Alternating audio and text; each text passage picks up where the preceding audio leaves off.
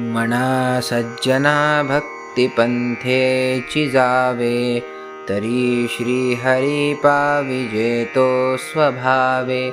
जनी निंदते सर्व सोडून द्यावे, जनी वंदते सर्व भावे करावे.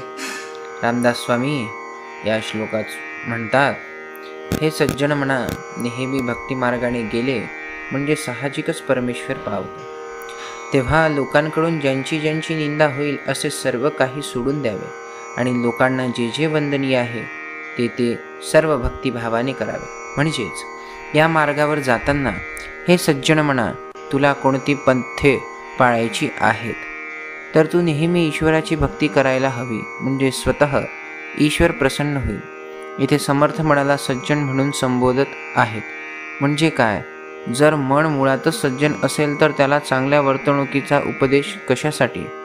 तर आपण मुळातच कोणाचाही उल्लेख करताना सौजन्यपूर्ण उल्लेख करत असतो. जसे सद्गृहस्था, महोदय, शहाण्या माणसा किंवा इंग्रजीतील देखील जंटलमन असे म्हणतात. तसेच इथे रामदास स्वामी सर्वसामान्य माणसाला उद्देशून सहज सज्जन मना, सज्जन माणसा असा उल्लेख करीत आहेत.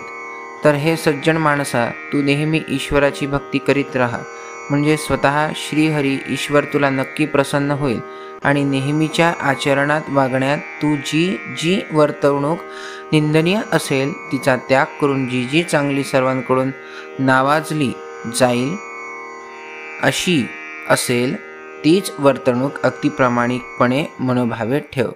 जय जय रघुवीर समर्थ.